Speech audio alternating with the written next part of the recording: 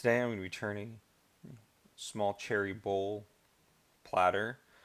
This blank is starting out as a rough 8.5 to 9 inch in diameter and 2 inches in depth. This blank material came from a larger lot of cherry that I purchased from a local lumberyard. So this blank is already kiln dried and ready to go, so I can only once turn it.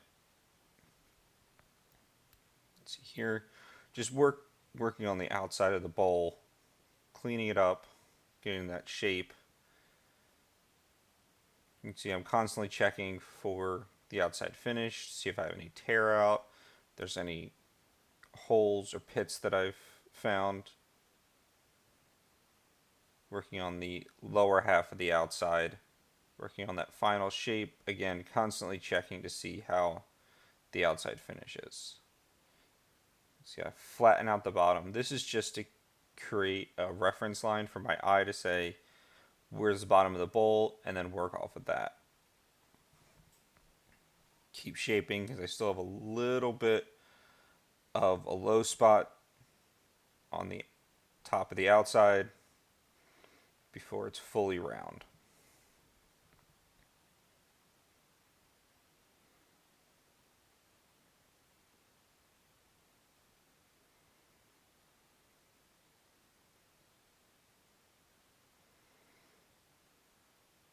Just taking light passes. I really want to creep up to the finished outside diameter, just because this blank is starting off on this, around 8-10 inches. And start working on the tenon using my dividers to get the final size of the tenon. I'm just going to be rough cutting the tenon at this point. Finish cutting the tenon is one of the last things I do. See here, I had a little bit of a skip back. Just go back, clean up that skip back I had. Tool rest was a little bit too far away from the bowl blank, causing a little bit of chatter and vibration.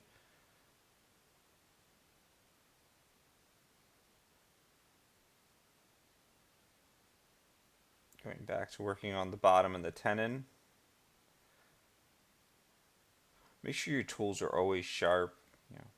A dull tool just wastes time, material, and can become dangerous to use. A sharp tool is going to produce your best results, your fastest results, and your cleanest results. For this bowl, I decided to do something a little different and do a slightly recessed tenon. That means that the tenon of the bowl starts inside kind of the foot of the bowl. You better understand later once I finish with the tenon, but that outside foot area of the bowl that I'm sanding right now, just because it's kind of hard to sand once I have the chuck on it, that's going to actually end up being the bottom of the bowl. And then where the tenon is, I'm just going to turn that flat. Now I'm attaching my 4-jaw Nova G3 chuck using my standard 100mm 4-inch jaws. These jaws I use primarily for all my bowls. Now I'm going to work on the inside of the bowl. Again, right now I'm just kind of figuring out what the kind of size of the wall thickness is going to be and how big the lip of the bowl is. And all I'm doing here is I'm just kind of working my way through the bowl. So I'll start by cutting out, a large portion of that center mass, going straight down towards the head of the lathe where the chuck is, and then I'll come back and do a very light sweeping pass with my bowl gouge to kind of clean up the shape.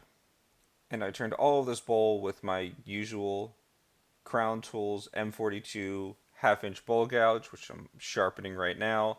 I sharpen with a standard fingernail gouge grind, just what I prefer. There's a lot of other grinds out there.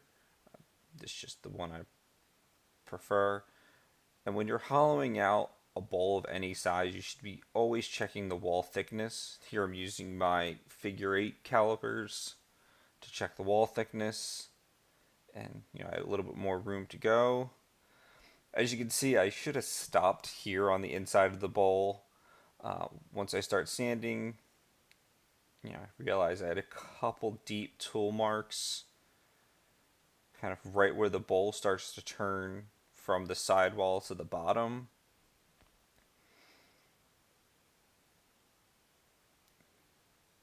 And I do something unique is that I sand both by hand with paper sanding paper and with a mandrel and a 3-inch sanding disc on a right angle drill. Most people do one or the other. I find that I get my best results by doing a little bit of both. And this is where I did figure out that I had some bad tool marks, and I'm going to go back and try to turn out those tool marks. But what I ended up doing was I ended up creating more tool marks higher up the bowl. Once you have that bowl wall thickness done and you fully hollowed out the bowl, it's very tricky and difficult to get a nice clean cut because you're going to get a lot of vibration because the walls of the bowl are going to start moving on you. Now I've said, I stopped being my own worst enemy and just started sanding.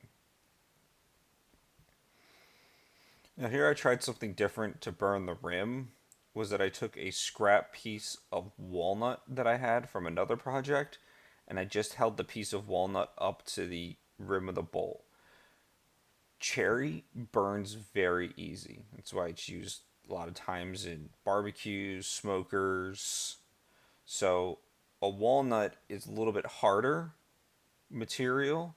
So holding up the walnut to the cherry rim burns the rim. Now it didn't fully do a complete burn of the rim. When I stopped the bowl at the end, you can see, yep, sanding out tool marks from when I should have not gone back and returned the inside of the bowl.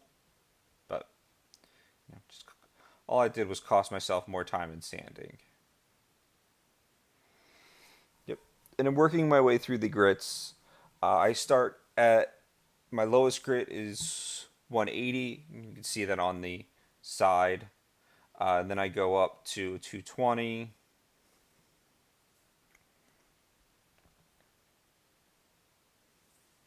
And after I sand with my 220, I put on a little Howard's Butcher Block conditioner. What this does is it acts like a sanding paste and creates kind of an abrasive paste when I'm sanding to get a smoother finish and raises the grain slightly. And now I'm sanding with 320 on my way to 400. And as you can see, I was talking about with the rim not being fully burnt, there's two kind of points that are not fully burnt out, but it kind of gives a very worn, weathered look. Just cleaning up the burn mark to kind of even it out a little bit.